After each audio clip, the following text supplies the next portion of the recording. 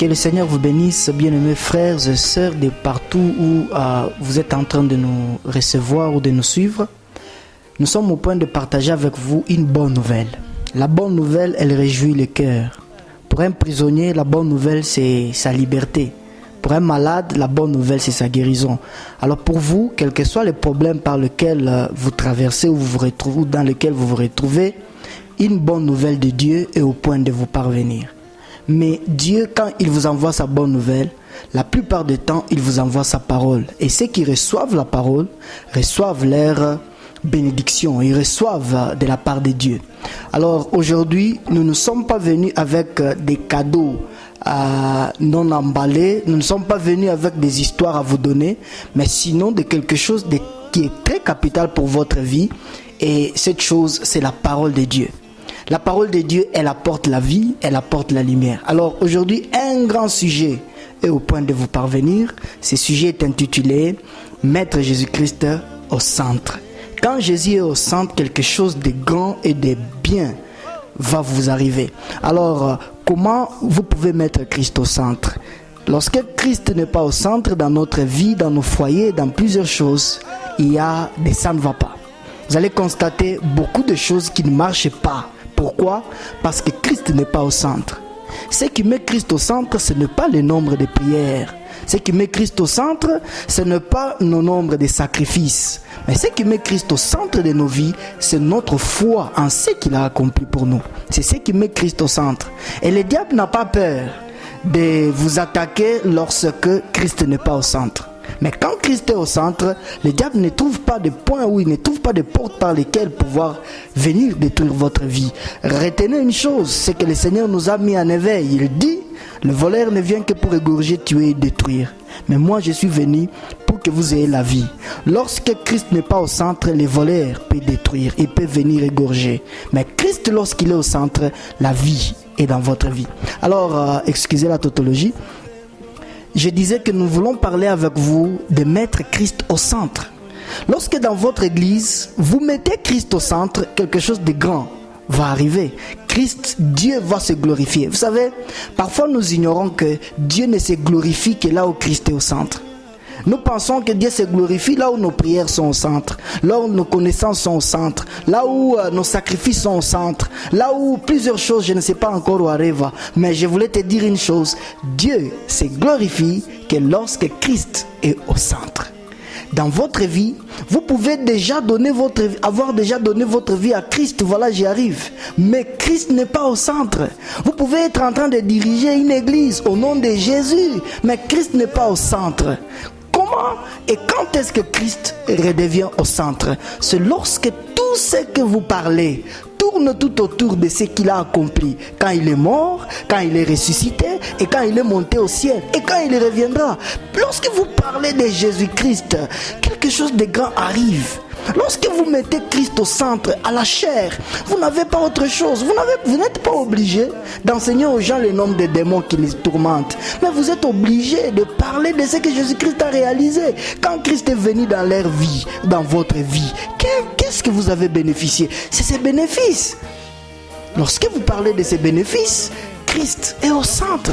Lorsque dans une famille, Christ est au centre, c'est-à-dire Christ est celui qui guide tout. Christ est celui qui donne le feu vert.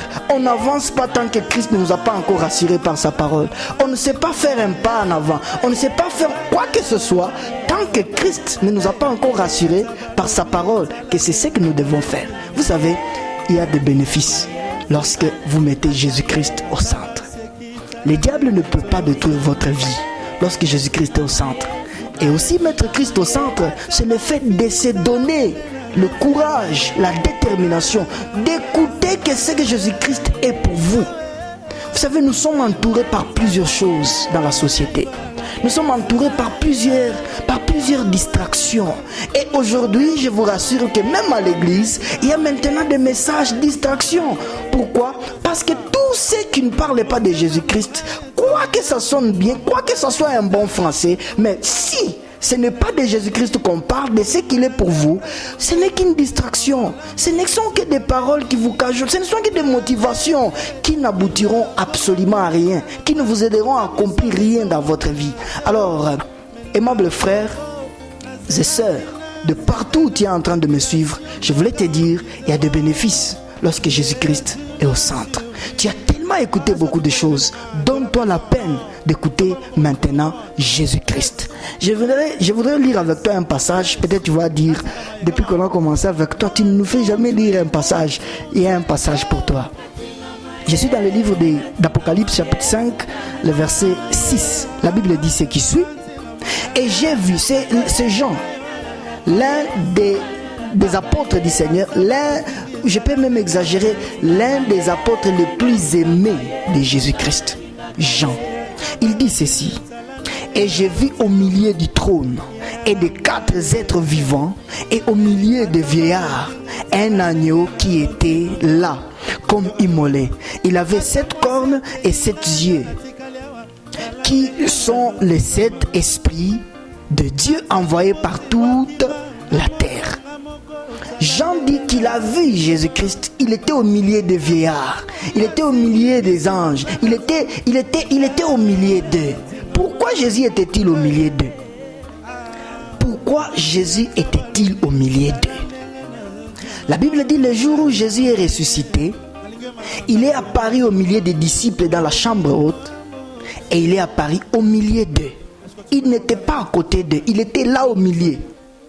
Et la Bible dit, le jour où Jésus-Christ a été crucifié, il a été crucifié au milieu des 2 brigands. Pourquoi était-il au milieu? Je voulais te dire une chose, il y a quelque chose de grand qui se passe dans ta vie lorsque tu mets Jésus-Christ au milieu de ta vie, au centre de ta vie. Je répète encore, mettre Jésus-Christ au milieu ou au centre de ta vie, ce n'est pas lui montrer tes sacrifices, ce n'est pas lui montrer tes nombres de prières, ce n'est pas tout ça. C'est de croire, d'accepter que malgré que je prie, malgré que je me sacrifie, il n'y a rien qui peut m'arriver si Jésus-Christ ne le permet. Il n'y a rien qui peut arriver dans ma vie si Christ n'est pas l'auteur. Mettre Christ au centre, c'est de se donner la peine d'écouter qui est Jésus pour toi. Connais qui est Jésus pour toi. Tu connais tout ce que les démons peuvent faire dans ta vie. Tu connais tout ce que les démons peuvent faire dans ta famille. Tu connais toutes ces choses. Est-ce que tu connais c'est pourquoi Jésus-Christ est dans ta vie? Et qu'est-ce que tu as bénéficié? Mets Christ au centre et tu ne seras jamais déçu.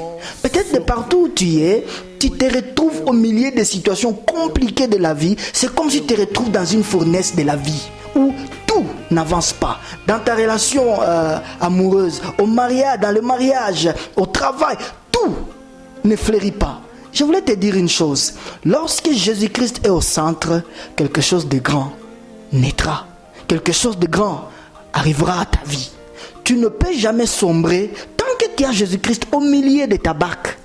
Tu ne peux absolument pas sombrer. Tu ne peux pas être brûlé tant que tu te retrouves dans cette fournaise avec Jésus-Christ au centre. Tu ne peux pas. Écoutez, il y a quelque chose qui se passe dans votre vie lorsque vous apprenez à mettre Jésus au centre. Mettre Jésus au centre, je voulais encore revenir là-dessus. C'est tellement important. C'est de se donner la peine d'écouter Jésus-Christ. Quand on te prêche, qu'on te révèle Jésus-Christ, ce qu'il est pour toi. Qu'on ne te révèle pas les démons. Qu'on ne te révèle pas ce qui ne marche pas dans ta vie. Ça ne marche pas. Ce n'est pas en te révélant ce qui ne marche pas qui fera que les choses marchent dans ta vie. Mais qu'on te révèle celui qui peut faire marcher les choses dans ta vie. Qui est Jésus pour toi? Alors, frères et sœurs, je suis au point de clôturer. Mais je voulais que tu saisisses cette chose que je voulais te dire. La parole de Dieu, quand tu la reçois dans ton esprit, elle est la vie. La Bible dit que la foi vient de ce que l'on entend. Et ce que l'on entend ne vient pas de la motivation. Ça ne vient pas de paroles positives, mais ça vient de la parole qui concerne le Fils de Dieu, Jésus. La foi vient de ce que l'on entend, et ce que l'on entend vient de la parole de Christ. La foi, c'est le fait d'écouter Jésus-Christ. Ce n'est pas le fait d'écouter des histoires. On te dit, tu n'as pas d'argent. On te dit, non, sois seulement fort. Dieu va t'aider. Ça, c'est la positivité. C'est pas ça la foi. La foi, c'est le fait d'écouter ce que Jésus-Christ a réalisé pour toi, pour que cette situation ne demeure pas dans ta vie. Qu'est-ce que Jésus a fait? Est-ce que tu as cru en cela? C'est cela la foi. Mon frère et ma soeur, apprends à mettre Jésus au centre. Ne mets pas ton pasteur, ton prophète, je ne sais pas qui, au centre. Il y a des gens qui ne peuvent pas vivre tant que leur pasteur ou leur prophète n'a pas encore dit un mot. Mais ils ne connaissent rien de Jésus. Ils ne connaissent rien de ce que Jésus a réalisé. Où es-tu en train d'aller avec la vie? Ce n'est pas ton pasteur qui t'a sauvé, c'est le Fils de Dieu. La Bible dit, le jour où à la montagne, Jésus est monté avec Pierre, Jean et Jacques, Élie et Jean, plutôt, et Moïse ont apparu. La voix au ciel n'a pas dit d'écouter Élie et d'écouter Moïse. La voix a dit d'écouter ce que le Fils a à dire. Ta vie ne peut absolument pas avancer. Tu ne peux pas vivre le miracle de Dieu tant que tu ne te donnes pas la peine de connaître qui est Jésus pour toi. Tu continueras à prier. Écoute, le diable n'a pas peur du nombre de prières. Le diable ne peut pas quitter ta vie parce que tu as tellement prié. Il ne peut pas te lâcher parce que tu t'es tellement sacrifié. Ce n'est pas le fait de dormir par terre qui peut faire fuir le diable. Ce n'est pas le fait d'hausser la voix dans la prière qui peut faire fuir le diable. Jésus-Christ venait de prier 40 jours et 40 nuits. Le diable n'a pas eu peur de lui. Il est avancé. Écoutez, Jésus-Christ, ton sauveur et mon sauveur. Le diable n'a pas eu peur de s'approcher de lui. Il venait de prier 40 jours et 40 nuits. Mais tu sais ce qu'il a chassé? C'est des paroles qui sortaient de sa bouche. Toi, tu connais tout des lamentations. Tu te lamentes dans tes prières. Tu peux tout faire. Sache une chose. Le diable n'a pas peur de toi à cause de ça. Il fuira lorsque tu brandiras ce que Jésus-Christ a réalisé pour toi. La Bible dit, ils l'ont vaincu, ils l'ont vaincu. Ils l'ont vaincu. Ils ne l'ont pas vaincu parce qu'ils ont prié, mais par le sang de l'agneau. Présente au diable qui est Jésus-Christ pour toi. Dans ce monde, tu n'iras nulle part, tu ne feras rien. Tu sais quoi? Tu peux être aujourd'hui prédicateur puissant, tu prêches aujourd'hui, tu motives les gens écoutent ce que tu dis, mais tant que ça ne se centre pas sur le Fils de Dieu, c'est question du temps, tout ce que tu as dit sera jeté dans l'oubliette. Pourquoi? Parce que ça n'expose pas le Fils de Dieu. Mais lorsque tu te donnes la peine de ne parler que du Fils de Dieu, des générations et des générations, personne ne réunira ce que tu dis, parce que le Fils de Dieu est éternel. Que le Seigneur te bénisse. Je voulais tout simplement te rappeler une seule chose. Mets Christ au centre. Tu ne seras point déçu. Quelque chose de grand se passe dans ta vie lorsque tu apprends à mettre le Fils de Dieu au centre de ta vie. Que Dieu te bénisse. Je suis le pasteur Géry Évangile qui était en train de te parler de la part du Fils de Dieu. Reçois l'évangile de la grâce. Tu ne seras point déçu. Que Dieu te bénisse, que la paix de Jésus-Christ qui domine ou qui surpasse toutes choses garde votre cœur et qu'il vous aide à vous maintenir dans l'évangile de la grâce qui ne vous décevra jamais.